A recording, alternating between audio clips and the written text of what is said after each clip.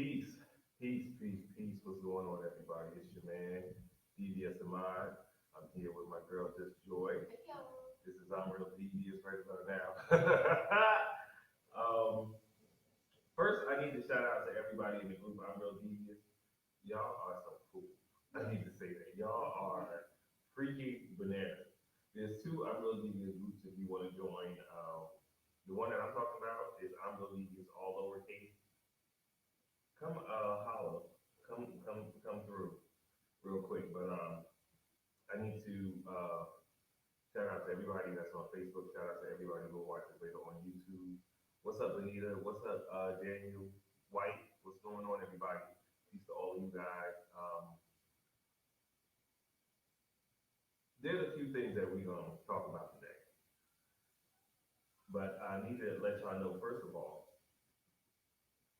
that I am dedicating this show to a friend of mine who recently passed. That is why the topic for this show is "Let's Save Our Kids," because we have to have these tough conversations with our kids. We're not having these tough conversations with our kids in enough time. We had a young lady on the show about a month ago, Empress. Empress is you can follow her Empress Light on Instagram, and we had a conversation talking about saving kids. She's a friend of Just Joy. She's a friend of the show, and we had a conversation talking about when to begin having conversations with kids because a lot of us wait. We think that the kids. What's up, Justin? We think that the kids are too young. We think that they're not ready to handle this information. What we're not taking into consideration is that your kids are already dealing with these issues when they walk out your door. Your kids are dealing with issues that you don't think that they're ready to deal with. They're already confronted with them. You have no idea when you walk out your door. You need to know who your kids are friends with. I think it's also important as a parent to understand that bringing up a subject is not condoning it, nor does it introduce that behavior to a child. Be it drug abuse, be it boys and sex, be it mental health. People have a tendency to not suicide. People have a tendency to not mention certain things because they don't want to introduce it. If my child hasn't thought about it or seen it, or if they don't know anything about it. But like you said, the likelihood of a child not knowing what we don't think they know is slim to none. Just remember what we knew and did when we were their age, and what our parents didn't know and didn't reach with us. It's the same, only worse now because they have access to way more information. So don't be afraid to broach those serious topics because you're not introducing anything to these kids. No, Anything. no. For those of us who enjoy house music and the house music festivals here in this part of the world, we're in New Jersey. New Jersey has a lot of house music festivals during the summer. They seem like family-friendly events, is what I'm going to say. I'm gonna start that way. There are a lot of people who bring their kids to these events, and what I've been seeing lately is that a lot of people are losing their kids to these events. Every 15 minutes, the music is stopped or interrupted in some shape, form, or fashion because someone has lost their kid. If your kid is not within your arm reach, or you can't get to your kid before it's ready to get to your kid is way too far away from you.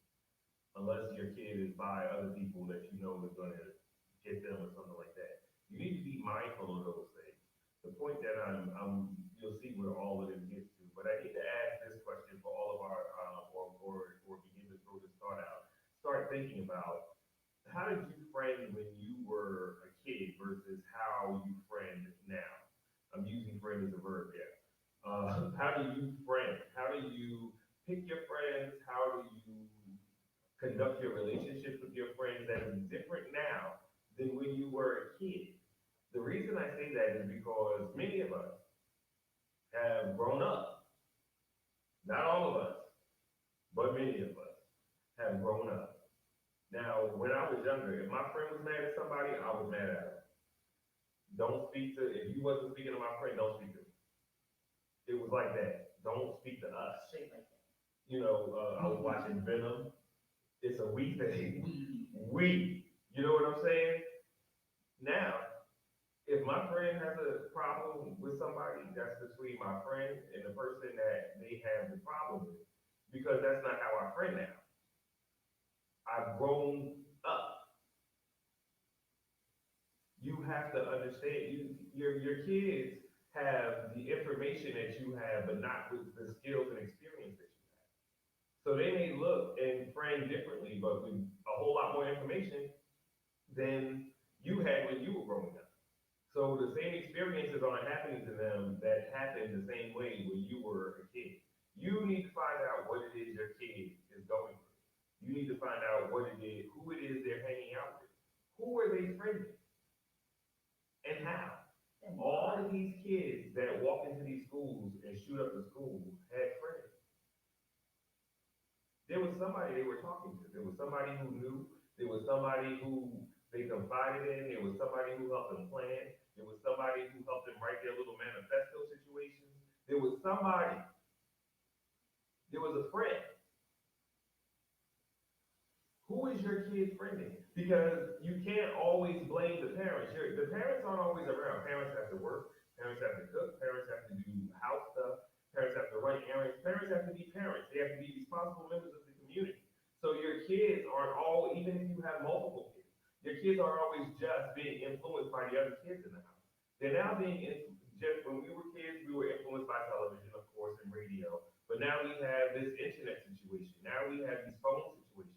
Now we also had interactions with neighbors. Yeah, we were talking about that earlier. That's really important. Absolutely. And nowadays, these kids can't interact with their neighbors.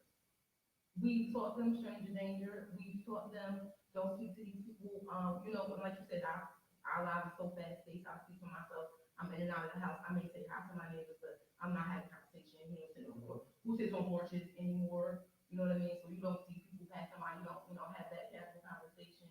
There's no interaction with neighbors. We had that. That was super important. That whole idea of if you got in trouble at school, by the time you made it all the way down the block, 4 or 5 different elders or school you, or they heard about it, or they there's none of that. Even in the sense that you had a neighbor that you could kick it with, or a neighbor. Again, use myself. We grew up. Our neighbor next to us had a cherry tree, and we knew these people. And when the cherry came, he would always bring us bags over, come get the cherries off the ground. They fall off the trees. We did a ladder. That was an interaction with a neighbor. That was community. We don't have that. These kids don't have that, and they need it. It's super important. Not the ways that we had it, where there was adult supervision. Even in my neighborhood, where I just moved to, I see a lot of kids in the neighborhood, and they're often by themselves. There's no adults around, and there are oftentimes large groups of kids. I'm talking 5 to 6 kids. What are these kids getting up to now? I know me and my friends did, but streetlights came on, we was in the house.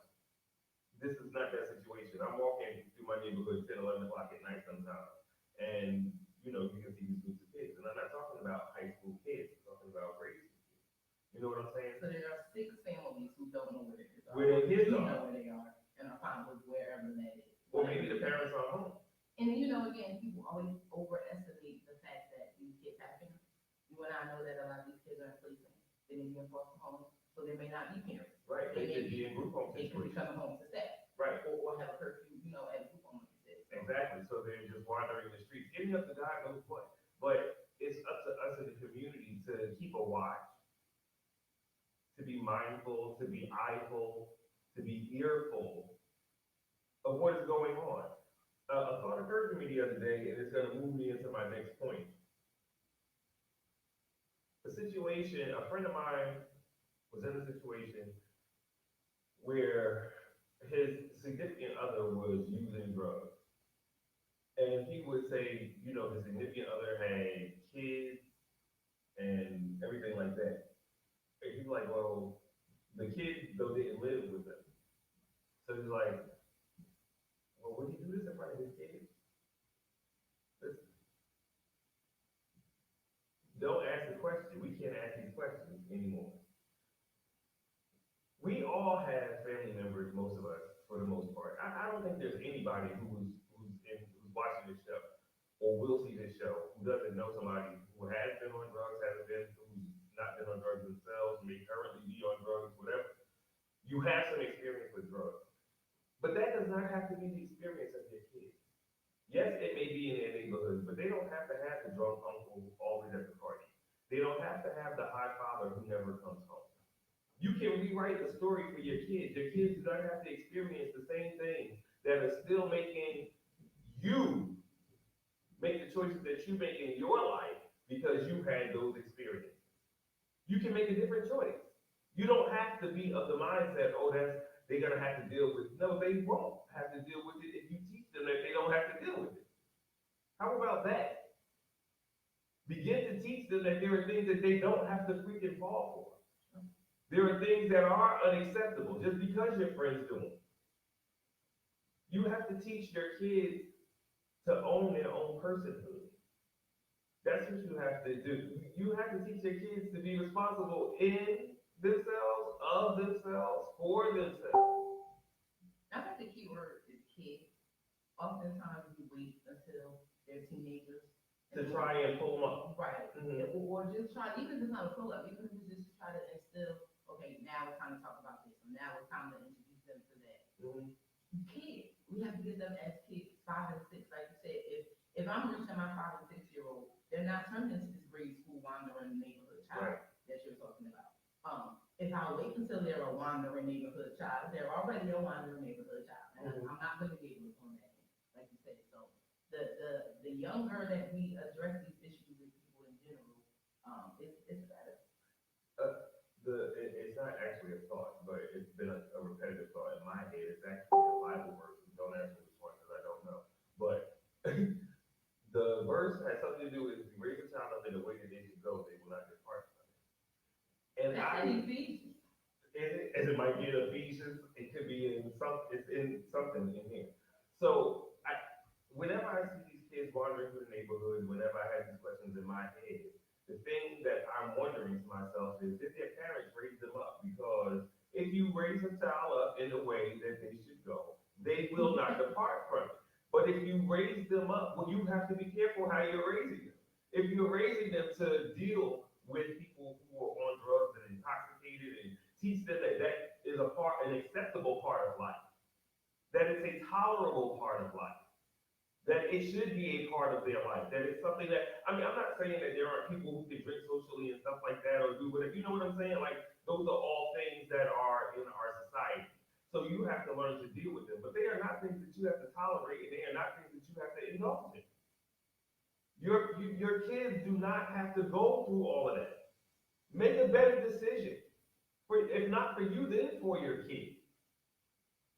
How many of us have grown up in households where there was use or abuse or a regular situation, somebody who came through, and we just begin to accept it? Somebody who came, because you know how people come through. They pull up.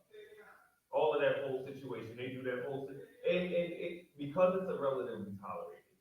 Because it's mommy's friend, we tolerate it. Because it's daddy's brother or cousin, we tolerate it. Or the neighbor upstairs, or grandma. Listen, I've seen some of y'all grandmas in the club.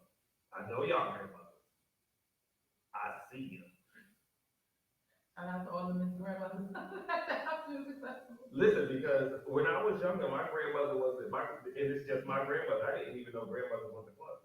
They don't. My grandmother didn't go to clubs. Because my grandmother they actually don't. cooked. Speaking of things that are relatively accepted, that will not be tolerated, they don't. Okay? And I read somewhere on Facebook something about, it's a black man had kids young and all that kind of stuff. It wasn't like a whole post on that, but one thing kind of bullet point was like, if you have a kid young, you get the chance Thank you, Ebony. to meet your great grandkids. Okay, but you're not supposed to meet your great grandkids. Okay, you're not supposed to have your kids young enough to the point that they meet your grandkids young to the point where you're able to meet your great grands. Like that's not.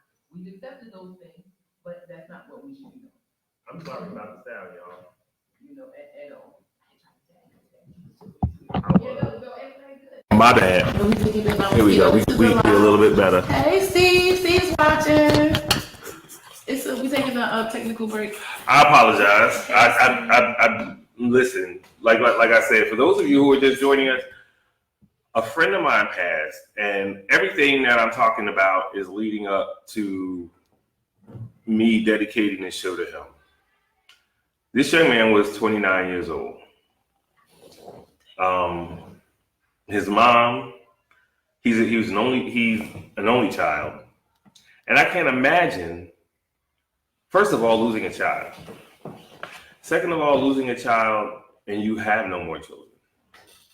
Now, I have no kids. I can't miss what I never had. But to bring a child here and that child is no longer here is unfathomable, I can tell you.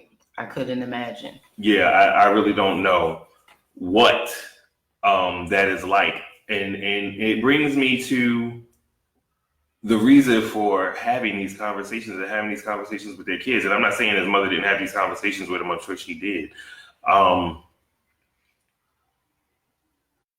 But you have to continually have conversations. You have to continually have the conversations. Your kids may hate that you are always bringing it up, but they can never say that you didn't bring it up, that you didn't talk to them about it if you talk to them about it. They may hate the fact that you're talking about body parts that they want to keep hidden from the world because we've shamed them into believing that these are things that they need to keep hidden and covered. And yeah, we don't want them flashing them in public because we know that there are people who can't handle those types of things and keep their hands and minds and mouths and things to themselves. And again, these conversations have to happen at 5 and 6. They have to. My son is discovering some things about himself. Mm-hmm. And I'm careful about how I allow him, first of all, to express this whole situation because everything's, about down there. But it's not a shameful situation. Mm-hmm. I'm informing him of what's going on, letting him know what could possibly happen and why these things are happening. How do you fix this situation? Because first of all, at 6 years old, he doesn't understand what's going on with his body. Right. And I do. Mm-hmm. I owe it to him to tell him. In the nicest, mature, and he's smart. I don't have to use, kitty words and try to use metaphors. I can tell him what's going on, and I owe it to him. And I tell him because he needs to know. And I don't want him to be 9 or 10 and just figuring out what's going on or having that conversation with somebody, having that experience with somebody. Even as far as telling him nobody touches this, nobody does that. That's an important conversation that we've had multiple times. And like you said, at 6, he doesn't know why I keep saying don't let nobody or, that's private. Mm-hmm. But he'll hear it, he'll know it. Right. And if, God forbid, somebody come for my son, he'll already know what it is. Right. And it's not that I've introduced him, it's that I have informed him and prepared him. And we need to be more on the point of preparedness because an ounce of prevention is truly worth a pound of cure. You told me that so many years ago. For real. Don't get yourself into the situation in the first place. And you won't have a situation. I don't know how else to say it. There's, let me say this first.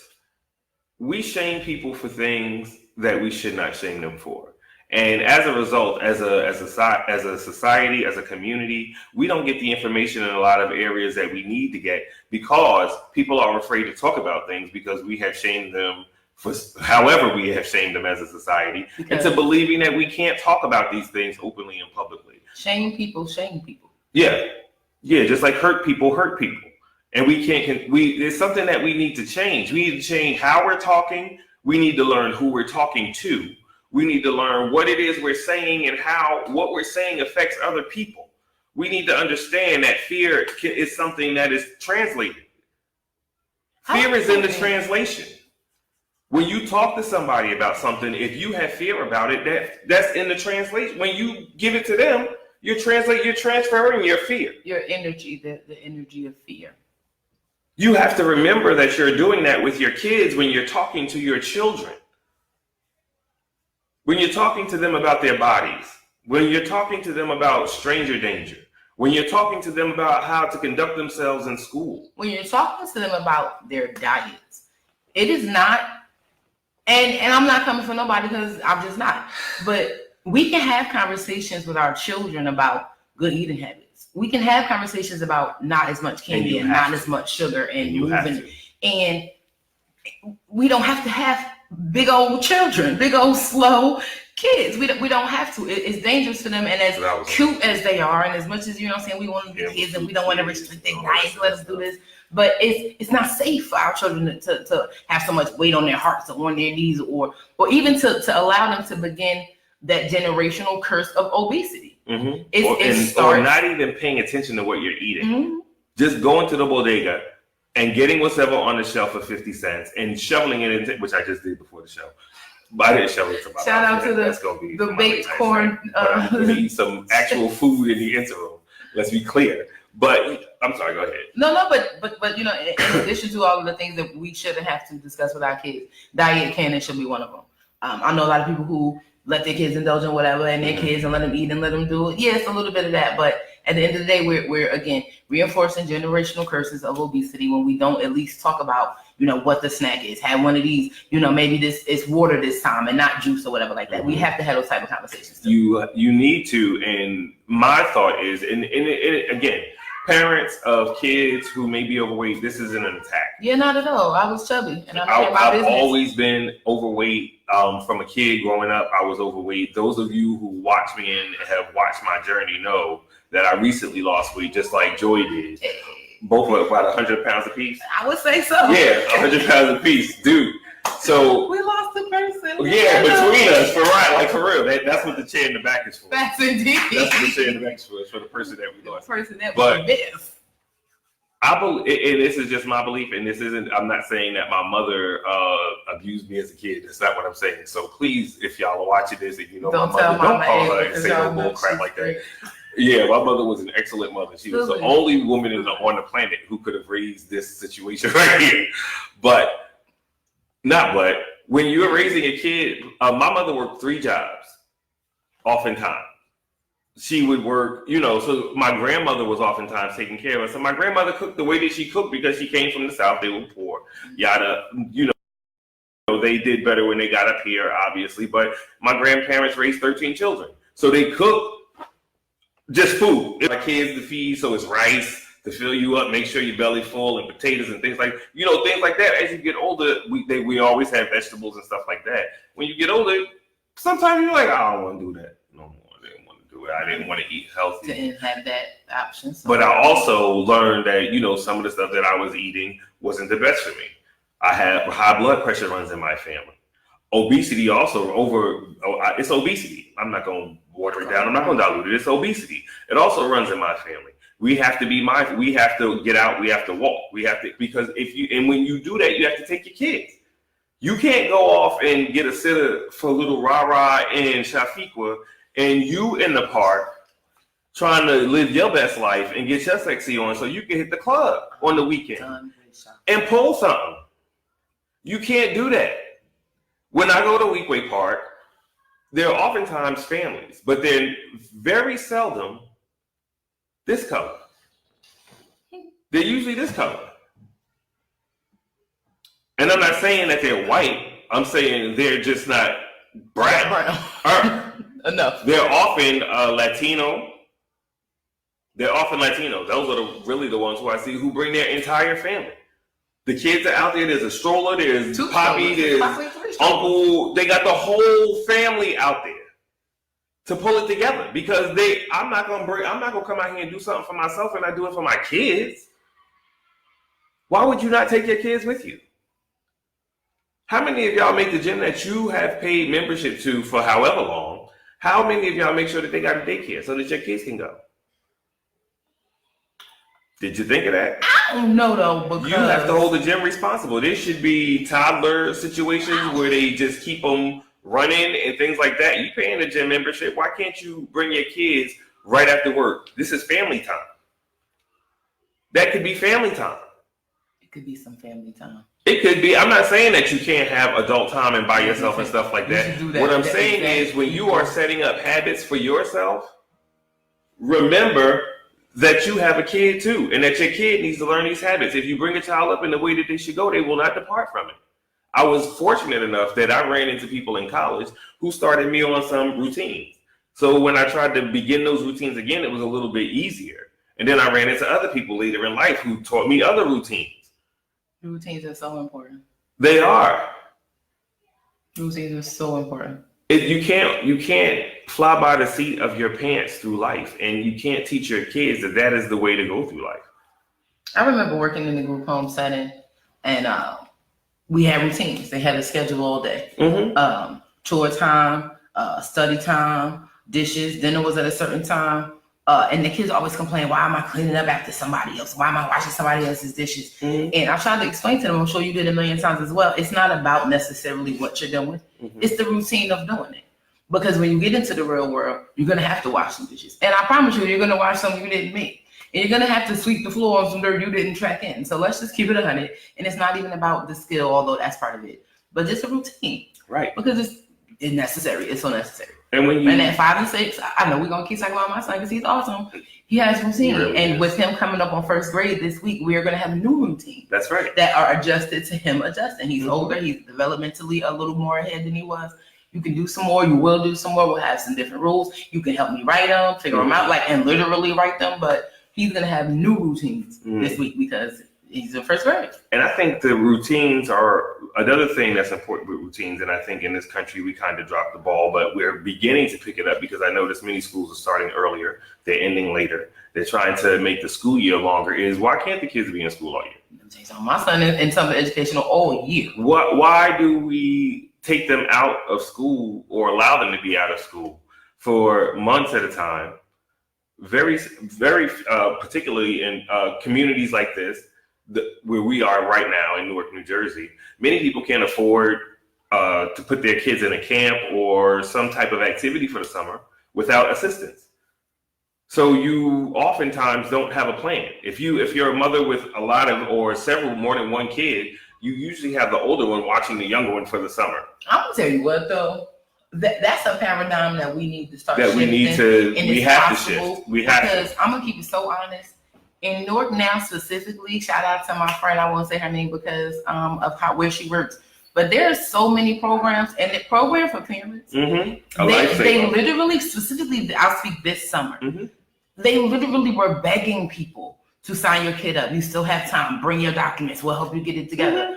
And it's that mom, like you said, who has 4, one of them is old enough. You have to take kids to camp. They have to have clean clothes for camp. They have to have snacks for camp. And for some people, that's too much for 3, 4 kids. Some people don't want to get up and take, parents don't want to get up and take their kids to regular school. Right. So, unfortunately, it's not that there aren't programs and that there aren't assistance programs to help you pay for it. Some people just lazy and they don't want to get up.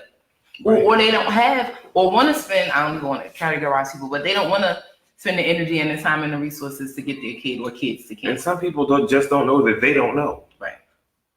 They'll gripe and complain and say there's nothing out here, there's no assistance, but and it's not that they don't know that there are resources and they're not going to get them. They genuinely don't know how to access the resources. There are some people who are just lazy. Because if you got a Boost phone with that unlimited plan, if you got the Obama phone with the unlimited plan, there's no reason that you have access to information. There's no reason. Now, I've had people with their smartphone in their hand ask me a question, and I'm sitting there like, are you kidding me? Have you seen it on Facebook, though? The thing, it'll say, your flyer, let's talk about your flyer. Your house music flyer, it'll say, doors open 12 noon, noon to 8, right? So it's what's on the flyer. And somebody will go, what time? Somebody will go, what time it start? How much is it? What? How much is right on the flyer? Where is this at? Well, the people who get on Facebook to go, I'm looking for a dog groomer in Hillside. You could have typed that into Google and got you a dog groomer in Hillside. Could have happened. I've seen it myself. It's a miracle. It's just crazy. Like we pay for these devices and these situations to have, and we don't use them. We don't use them properly. You give them to your kids as a babysitter.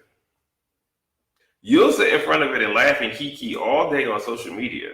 But when it comes time to take care of some real serious business, all of a sudden you have a brain aneurysm and you can't find the information and you need to ask other people when all the information that you need, you pay for on a monthly plan. We have to do better. We do. We really have to do better. We have to stop expecting things to just fall in our lap we have to stop expecting things to fall in our lap. The other thing that I wanted to talk about was talking to people.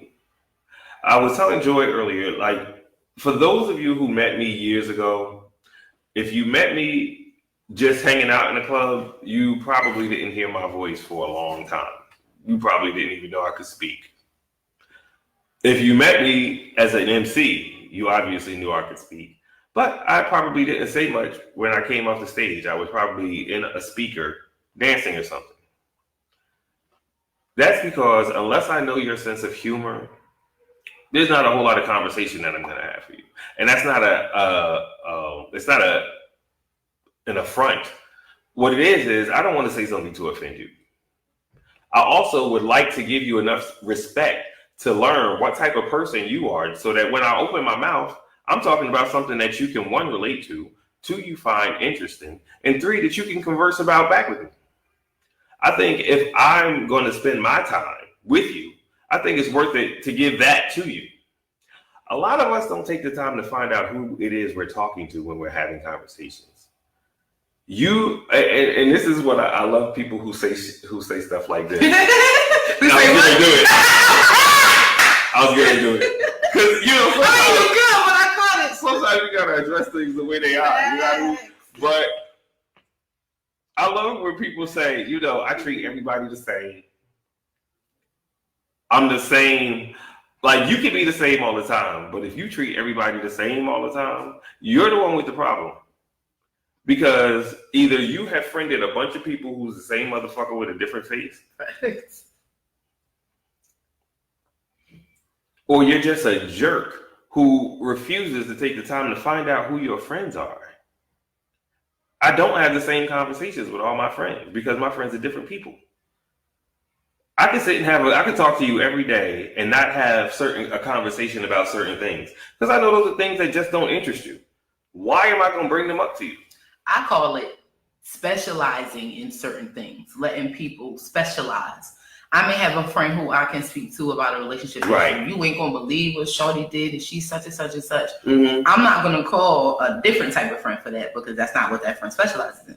That might be my I need $20 friend. Right. That's not gonna be my listening ear friend. Mm-hmm. That person might be. I might want to call my best female friend to talk about this what happened in Atlanta. Mm-hmm. I might want to call my best gay male friend and be like, "Ooh, but you're not gonna believe what happened in Atlanta." You understand? Listen. So it's like you said, it's about knowing your audience. Right. That's basically what it is. And like you said earlier, it's not just about friends.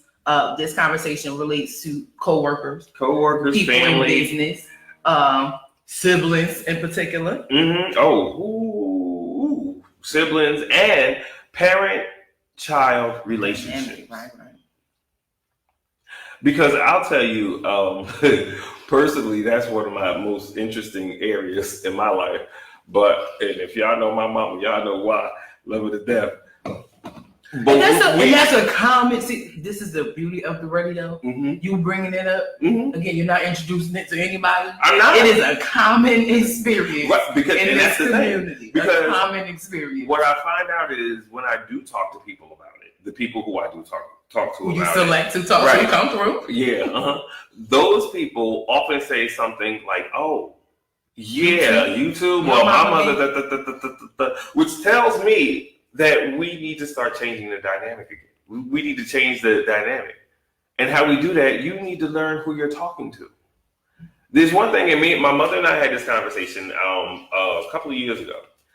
I have siblings. I have step siblings, half siblings. It's a bunch of us doing a whole bunch of stuff. But I know I'm a 3/4 boy. I just know that. Yeah. Oh, I know yeah. I am. Mm-hmm. On my mother's side.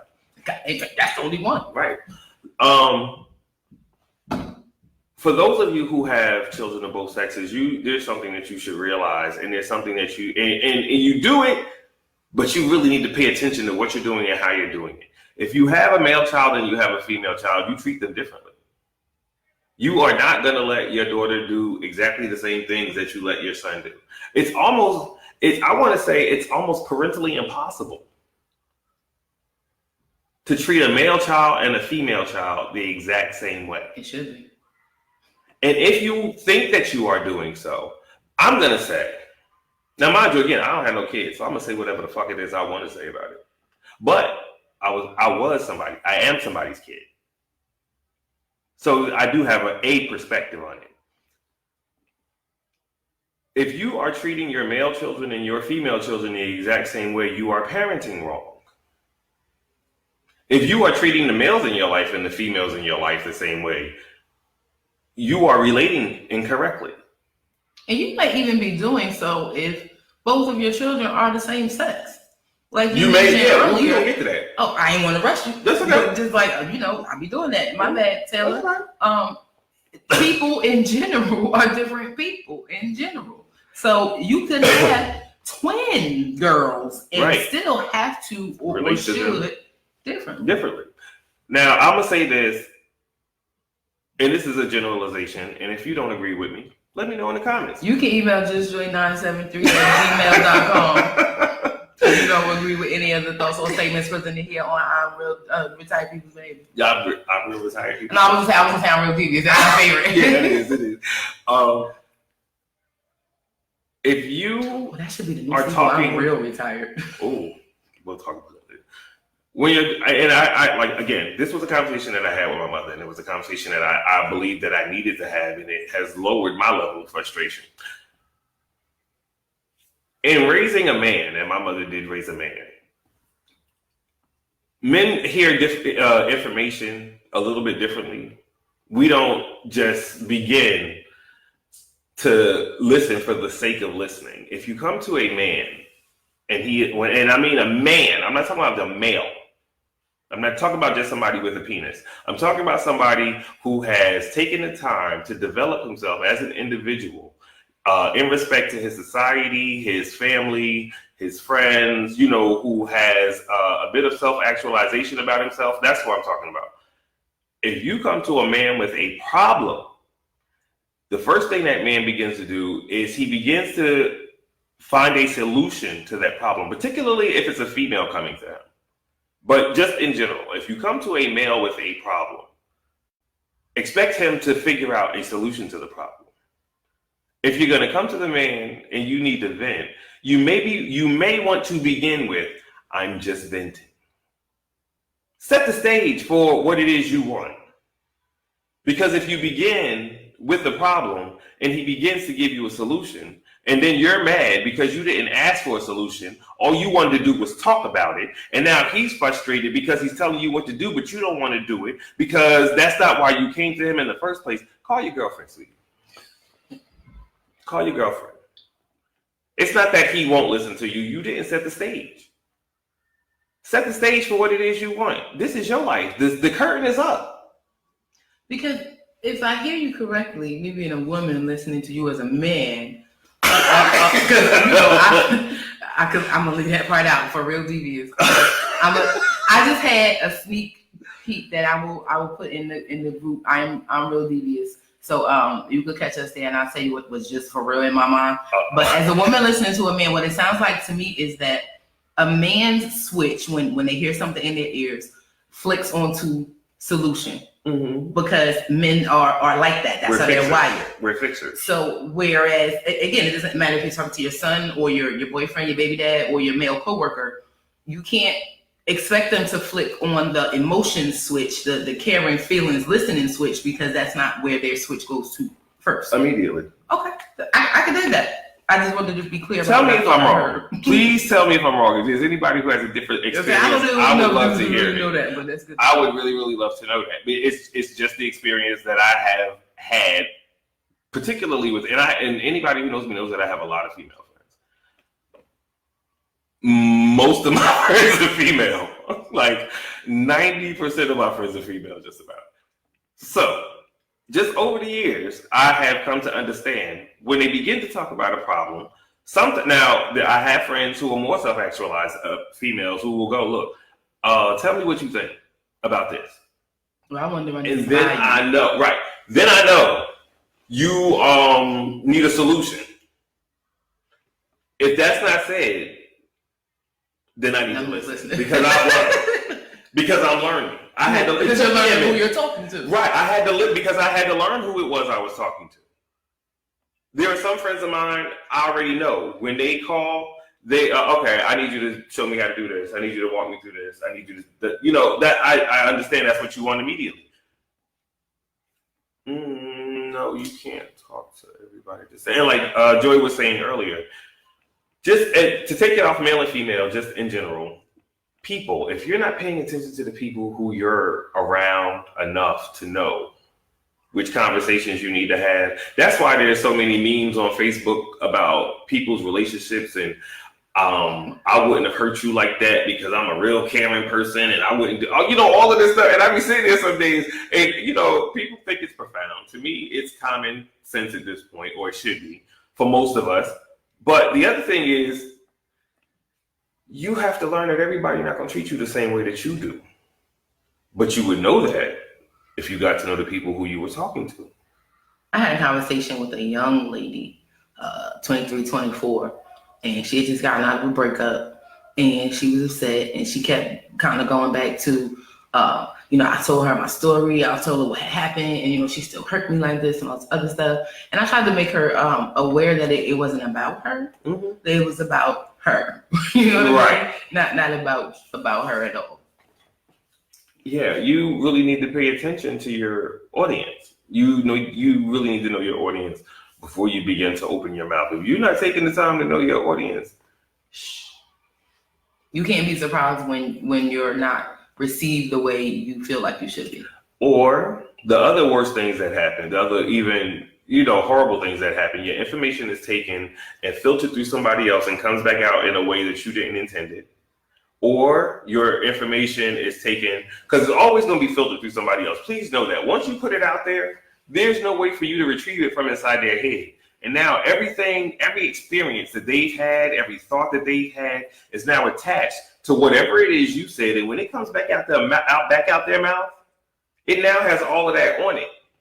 Their whole experience, their whole life is now attached to the thing that you have told them, so that when they tell it to somebody else, it now has all of that on it. It has they on stuff it. on it. Right. So what was yours and you gave to somebody because you didn't pay attention to who it was you were talking to, is now put through a filter and now has a bunch of gook on it, and it's going to people and you can't control it because you weren't paying attention to who it was you were talking to. You need to know if the person that you're talking to is somebody that you can trust with the information that you're giving them. You need to know if the person that you're talking to is going to be able to filter that information in a way, if they do repeat it to other people, that it is not going to come out in a way that is going to make you look bad, or is going to take away from the meaning of what it is you were trying to say. You need to understand who it is you're filtering your information through. There's an old saying, my tongue is in my friend's mouth. If your tongue is not in your friend, if you don't trust your friends to speak for you in your absence, is basically what that says. If you don't trust your friends to speak for you in your absence, you don't have the right people around you. You don't. Or maybe you're not the right people. That's a whole other show, because we don't get to that. That's a whole other show. We gonna get to that. We go get to that, because I've been posted up these videos by this dude named Ace Metaphor. And if you haven't, I know the videos are like 7 minutes long a piece, but the stuff that he says you have to really, really get into. If you have not, sound like Walaikum Salam Nunu. If you have not listened to them, go on my page now, or go on my page after the show, and just let one play in the background while you're washing the dishes or something, while you're cooking dinner, while you clean the kitchen, while you feeding the kids, while you're helping them with their homework. Well, not while you're helping the kids with their homework, because he cussed a little bit. But Biggie cussed a little bit.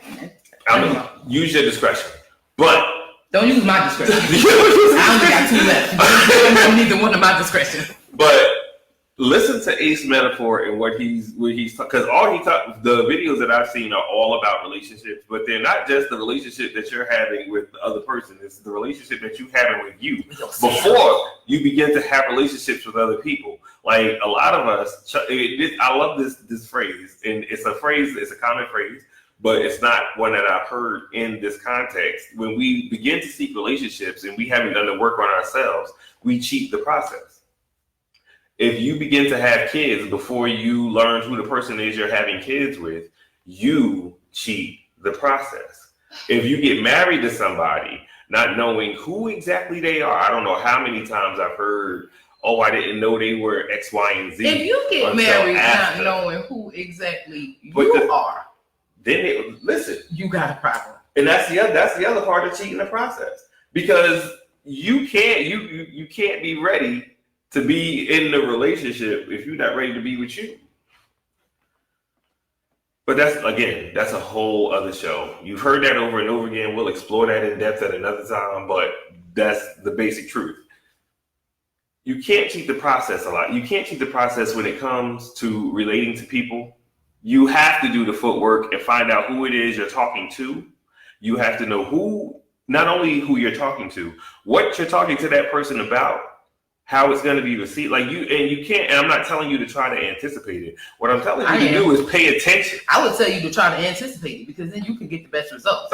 because like you said, it's so important. And I'm a Capricorn, I try to anticipate it because I don't want rejection. I don't want to be calling you for anything and don't get whatever I think I need, right? Mm-hmm. So if I got an issue, I literally filter in my mind or literally on my phone, okay, who to call about this? Mm-hmm. Can't talk to my mother about this because she's gonna X, Y, and Z, and that's not what I'm looking for, what I need, or what's most helpful. Mm-hmm. Oh, this one today, or it might be this one right now, or this one after this one don't pick up. So I do try to specialize or tailor who's gonna get what, so that I could, again, because it's most beneficial to me. If I'm looking for a certain response or a certain solution, that I should look for somebody kind of like their, friendship resume or their relationship resume. I should flip through and go, not about relationships. Nope. Mm-hmm. She's single. She better, he don't, nope. Oh, yep, that one. I think you should almost, specialize when you can. Exactly. When you are talking to your better friends about your relationship, imagine what type of keep flipping, swipe left on the bitter ones. Just not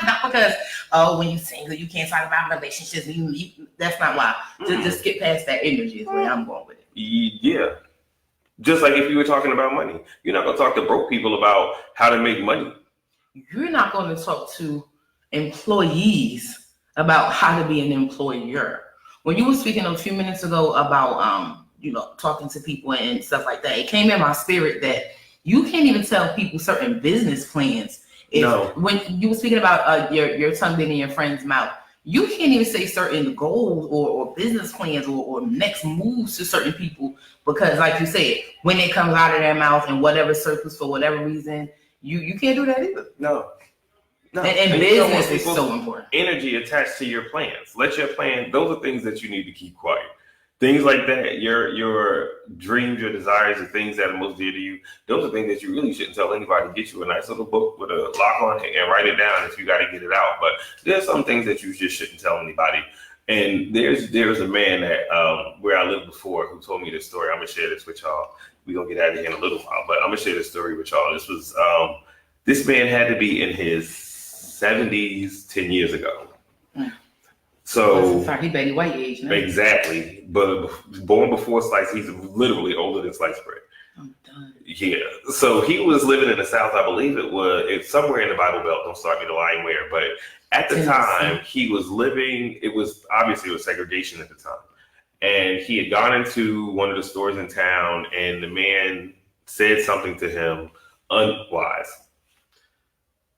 What the man did was he went back that night and broke he hit the man with a brick. It was a white man in the store who had called him a racial slur. And he hit the man with the brick. He didn't stay to see the man hit the ground. He left. But the other thing that he did was he left the state. When he told me the story, he said, "This is the first time I'm telling this story to anybody." And he said, "I say all this to say to you, if you have plans," because he plotted it that whole day. After the man said it to him, he went back home. He got the right work that he needed. He knew what time the store closed. He laid in wait. And he knocked that man into wherever he landed. Glory. And for real, he knocked him into glory. And then he hightailed it up north. And hadn't been back down south since. And hadn't spoken a word to us. And had never told that story to anyone until he told it to me over 10 years ago when I first moved to where I just. Which had to be 50 to 60 years after it happened. 20 years after it happened. Mm-hmm. He said he was a young, like high school age when it had happened. So I say all that to say there's just some things you need to keep to your MF self. And then that also takes you back to one of your original points. He knew who he was talking to. He knew exactly. He knew he could tell the first soul in 50 years. Mm-hmm. He knew who that soul was that he could have that conversation with. Mm-hmm. That's dope. For one, I don't owe the South shit, so I ain't going back down there. That's what, well, maybe Atlanta. Hey, shout out to Atlanta Pride, Track Girls, Queen of New Jersey, Miss Teresa, Cameron Thompson. I hate to take over, but really we had a bowl.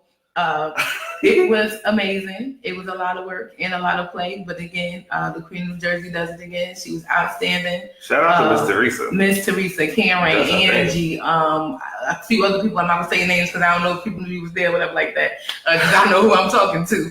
But yes, we had a wonderful time. Track Girls, DJ M. I want to call it DJ Mel, but DJ M. It was a great time. Speaking of Atlanta. Is that the girl that was? Yes, that's her. Yeah, that's her. Yep. And he was at Magic City. He was dope. Shout out to Magic City. Shout out to Magic City. I didn't pack my money gun, but I should have. I ain't need it, but money gun. Yes, I have a money we'll gun. Talk about it. You don't have a money gun? No. Oh, sorry. I know you don't celebrate Christmas, but no. Listen, I take gifts. I might get you. I might get you one for festive. You can give it to me for Thursday. It's true, but for Tuesday. Right. Listen. Lastly, when I wanted to wrap all of this up with having conversations with your kids, these are some of the things that you may want to have conversations, not just with your kids about, because it's not just about having the conversations with your kids. When I say have the conversations with your kids, I also am saying the conversation should be the way that you live. The way that you live should be the example to your children. That should be the first conversation that you are having with your kids. They should be able to look at everything you're doing and see it as an example. They should not see a whole lot of what not to do. Because those are the two things that you can learn from somebody, what to do and what not to do. Your parents should be the example of what to do. Of course, you're going to get some what not to do because nobody is perfect. But you should be the utmost example to your kids of what to do. There shouldn't have to always be a conversation. They should be able to know from your behavior, this is the right thing to do. This is what mommy would do. This is what daddy would do. This is what auntie would do. This is what uncle would do. Because those are the people that should be around your kids. They don't have to put up with the drunk uncle, the high uncle, the cousin that get high, the touchy uncle. The touchy uncle. Okay. They don't have to put up with none of that. And what I'm saying, I'm not saying that your kids shouldn't grow up in a community of people. What I'm saying is you have to be responsible enough in your kid's life to pick the people who are going to be around them so that your kids know anybody around them is safe. Not yesterday, it was Sunday. I was in Rawway Park for the House Music Festival. There were 4 grown women standing in a semicircle, and there was a little girl who had to be around 6 or 7. I'm gonna be mad. The little girl had on a dress. She has her phone in her hand. She's squatting on the ground, legs gapped open, with her knees up. So her underwear is showing. And I was with a female friend of mine. I said, yo, go get that little girl. Yeah. Did you go get her? And my friend went over there and told the little girl, get out. Get your life. But what was crazy was she said she's standing there with 4 grown women. She's standing there with 4 grown women. Now, I talked about earlier how people at the house music festivals are losing their kids. All of these women were within arm's distance of this little girl, and she was you lost. Had to send somebody fast. She was lost. A stranger had to come get her and pull her up on the fact that you don't squat down in a crowd of people and show your panties. You squat down in the dress. Period. But what has she seen at home? What is she watching on TV? What YouTube channels do she follow? Do this baby got a YouTube account? And even if she doesn't, have y'all put a filter on it? And this was the second time where a child was a child and she was doing whatever a child does. It should have been the first time that one of the 4 adults around her told her that this isn't what happened. Not Because just we that. take advantage of the fact that somebody told us stuff like that when we came up. Yeah. Oh, you don't do this or you do this. Mhm. Or even such a situation holding the door. My son 6 years old, he hold the door for whoever, everybody. Mhm. Because he's learning it. Not only, like you said, has he seen mommy hold the door for other people. Right. But there's some stuff that you literally have to tell children. Yeah. You have to hold the door for people. That's You the do. nice thing to do. That should have been, and then, you know, there are situations where, you know, kids, you know, mimic certain behavior, but let's just assume this was the first time the kid was, you know what I'm saying, she didn't know. Mm-hmm. 4 people around her knew better. And for whatever reason, in my mind, what I saw was they just couldn't see her. Right. Because whatever's happening at their level, whatever turned up, whatever music, whatever phone they're distracted on, they couldn't even see her below them. You understand? Right. Mm-hmm. They probably never even saw her. Never even saw the stranger that you sent in to rescue her until she got there. They probably, what's going on? Like, because again, their perspective and their distraction was above the child. But here's where it really, really bothered me. She had on a dress, and the dress might have come right here. Now, every grown woman I know Put on some shorts or whatever. has shorts or briefs or little something up under, and she didn't. How did you bring this little girl? Because a kid is, like you just said, a kid is going to be a kid. Every now and then they're going to rough and tumble and jump. She might have felt like she needed to do a backhand spring that day, and the dress was going to come over her head. She should have had on briefs up under her little dress. The dress was beautiful. She was a pretty little girl. But there might have been people there, and I'm not saying they were because I don't know. But what I'm saying is, we have to be mindful. We have to be mindful. You cannot be afraid to have these conversations. Just like I said, oh girl, look, go get that little girl. Because I don't know who, because to back it up, earlier in that day, for those of you who've been watching from the beginning, earlier in that day, there were 2 women who I spoke to. Shout out to them if y'all are watching this. They reminded me, one of them was like, aren't you the guy from the blog? I had been talking to them for 10 minutes. They didn't recognize my face, but they recognized my voice. I thought that was cute. Voice. But what one of the women said was, she said, she was the one who pointed out that these are adult events. And at first I was a little confused because I always thought they were family-friendly events.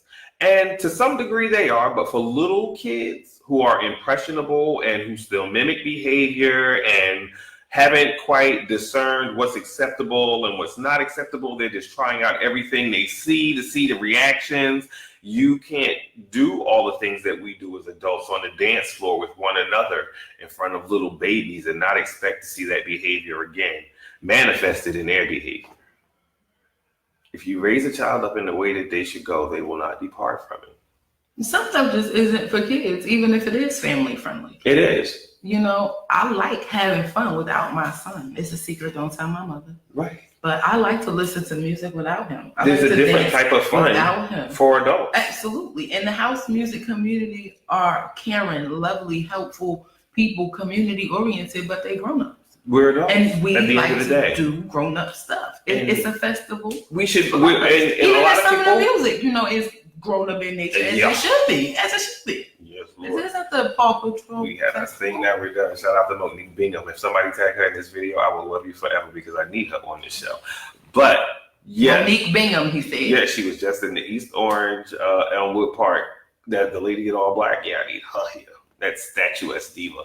But you have to pay attention. Even there was a bunch of kids who were lost that day. And my thing is this: if a total stranger can get close enough to your kid to pick them up and bring them backstage at an event where there are thousands of people, you are the problem. There's a couple of problems because I'm freaking out as a grown up. You are the problem because the kid is is gonna freak out, especially if you've instilled stranger danger. This is that's the first and thing then that a came to my stranger mind. comes and grabs you and drags you off backstage. Nobody you have stops nowhere the where you're person. going. Like I get it, it's a helpful situation, but You're trying to be helpful. The adult is trying to be helpful, but you're terrorizing the kid. But like you said, the thing that's dangerous for me is the good thing was the child was lost, and the good thing was that the adult found him and helped him and picked him up and brought him to backstage. But if that adult was the one that was going to pick him up and take him to the van, that would have happened. Not only because the adult was able to get that close to the child, I'm getting really upset, but because if I'm an adult and I see an adult dragging a child off, I'm gonna want to know what's going on. I'm gonna stop you. I'm gonna pull your head. What's going on? I'm gonna be paying attention. Mm-hmm. It just so happened that adult pulled that child to the backstage, but how many people could have been around and that adult took that child someplace else? Those 4 kids someplace else. Scream. How many kids And the walk kids out just and walk no out with adult it, ever. right? Because the kids don't scream or holler. They, oh, come on, and the kids just walk right with you. Mercy. And then we on RLS a week, 2 days later looking for Right, a looking for the Bradley kid. Court. Mercy, I just got a whole anxiety We attack. have to do better. We have to do better. We have to be, we have to be mindful, is what it is. We need to be more mindful. These are our kids. One, they're impressionable, and they depend on us. And I'm talking about those of us with kids and those of us without kids. Kids depend on all of us. They need all of us. So whether you have kids or don't have kids, if there are kids around you, they're dependent on you. And when in these communities, like Joy was saying earlier, we don't know our neighbors. And this is something, even when I worked in social service, I've always, it's heartbreaking that we can't get to know our neighbors and trust our neighbors with our children. There are neighbors, though, that you can trust with your children. It's up to you to find them. And it's so interesting that you say neighbors specifically right now, and that's true too. There are people in service industries that we used to be able to trust and we can't anymore, or we should be able to. The example I'm leading to is Pump It Up in Roselle. My mother, bless her heart, best grandmother ever. Shout out to Alma. That's not even her real name. But every year for the past 3 consecutive years, my son has gone to Pump It Up camp. The weeks in between his educational camp stops in the summer and school starts back in the summer. Because like you said, there's no reason my son is not in school all year round. He's going to get a jump even if it's just on the kids that's sitting home. We're not even talking about him getting a jump on the white kids or the Japanese kids or the African kids or the Haitian kids. He's going to have a jump on everybody. But my mom always says, and I can understand the first year he was a little young, and the second year because I don't really know. But this summer, my mom, bless her heart, again, 3 years older, she turned 60 tomorrow. Still feels a way about him being at Pump It Up camp alone all day and what could happen. And she literally said to me this year, as she is gracefully aging, what if somebody came in and took him? And I trust these people. I know them. I know the management. It's not always the same employees, but it's in a safe neighborhood. It's in a white town, I'll be honest. It's in a white town. And if somebody kid is going to get taken, then ain't gonna be the little brown one. I assure you that they gonna bypass him each and every time. But when I tell you that if he leave his lunchbox, it's a little, 16-year-old, 17-year-old running, oh, Christian's lunchbox. I know that I can trust this establishment. We don't have very many people. Another perfect example. Weekway Park, shout out to the Weekway Park Sports Authority, Douglas Freeman, Khalil Kettles, a couple of other people. When I go to the park, I am so safe. I can park maybe 3 spots down from the entrance. He can run around, whatever. I can let him walk to the ice cream dude or the guy selling the $25 swords because I know that community. I know the people that come and park their cars and turn on their speakers. I know the staff that's opening the bathrooms. I'm safe in my park because I know these people. We need to create, and like you said, be more safe spaces for people, particularly kids. My son has a lot of them, but everybody's son doesn't. Right.